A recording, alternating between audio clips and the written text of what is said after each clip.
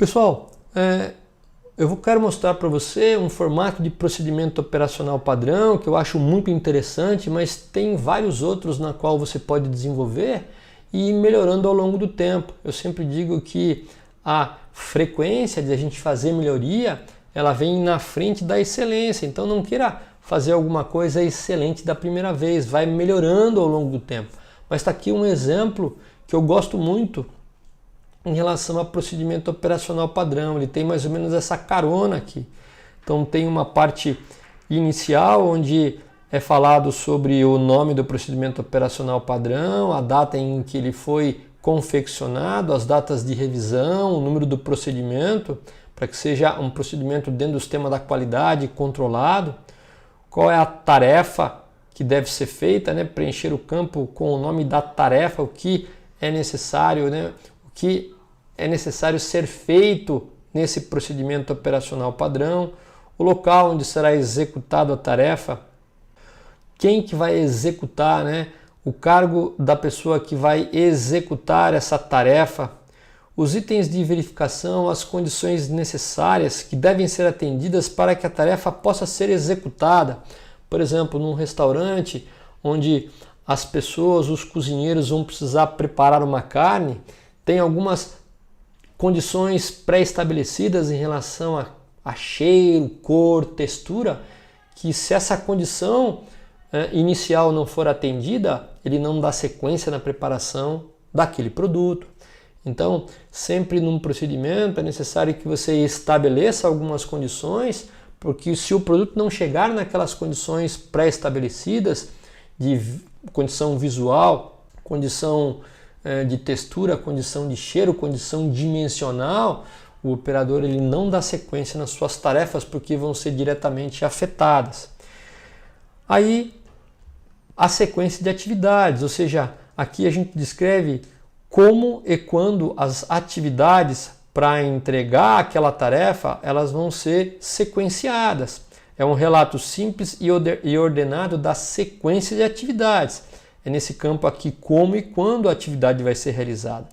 Os itens de controle, ou seja, o que eu vou controlar em relação do que é esperado quando eu finalizar aquele produto. São as características do produto esperado a partir do momento que eu finalizo o meu procedimento operacional padrão.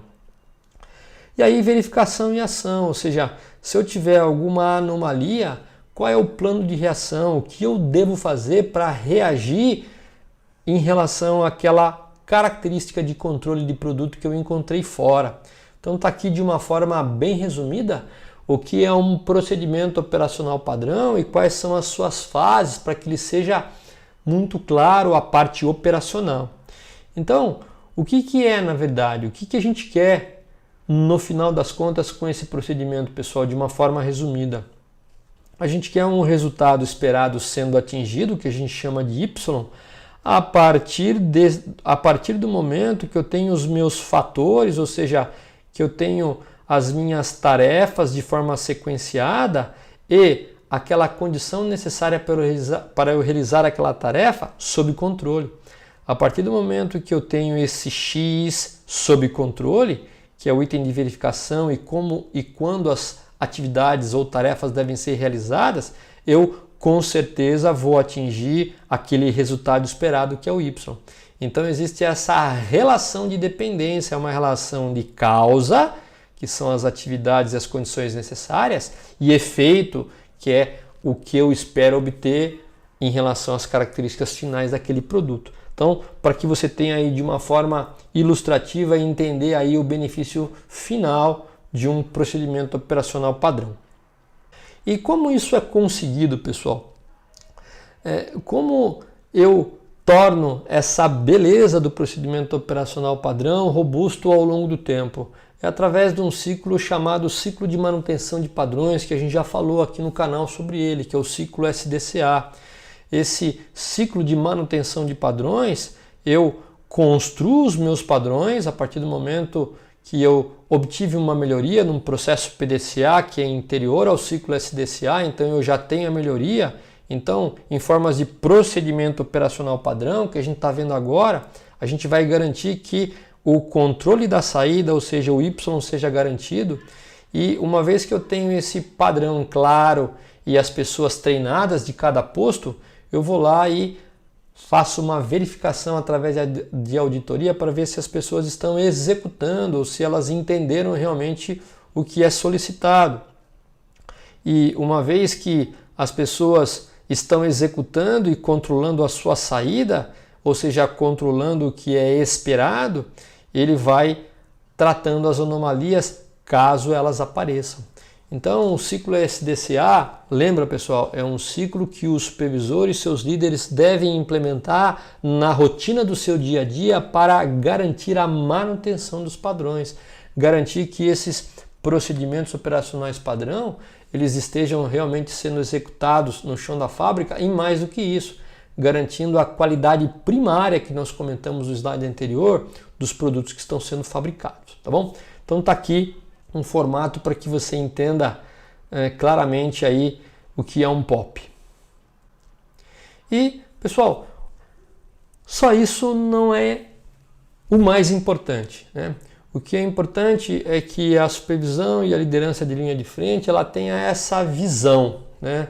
Esse primeiro círculo, ele tenha essa visão que é necessário e que é importante para o crescimento e desenvolvimento profissional dele, que esses procedimentos realmente estejam sendo executados e cumpridos no chão de fábrica.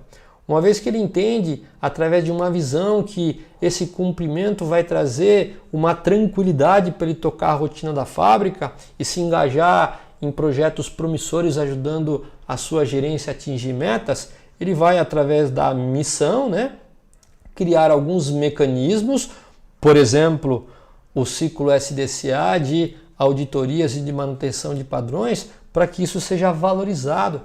Porque a partir do momento que eu estou auditando o processo na minha rotina, eu mostro para os operadores que eu valorizo isso. E a partir do momento que eu mostro que eu valorizo isso através do exemplo, fechou o ciclo. Muitas vezes eu vejo algum questionamento, alguma afirmação em relação a o operador não seguiu o padrão. Mas por quê? Ah, mas foi falha operacional. Mas por que houve falha operacional? O que eu quero que você entenda e reflita é se você, como supervisor de produção ou um líder de produção, está dando exemplo para ele, mostrando que essa documentação é um valor para o supervisor. Porque senão você joga a responsabilidade nas costas dele sem ao menos cobrá-lo no dia a dia. Então é através da cobrança, da auditoria, que um documento tão importante como esse ele é valorizado. Então tenha uma visão da importância e do resultado final do benefício que traz ao supervisor, que é aquela tranquilidade em ter um processo estável com poucas anomalias. A partir desse momento eu crio mecanismos para que isso seja construído ao longo do tempo, por exemplo, auditorias através do ciclo SDCA, transformando isso em valores, porque eu começo a mostrar para a minha equipe que eu realmente valorizo através de ações. Então tá aí um formato, pessoal.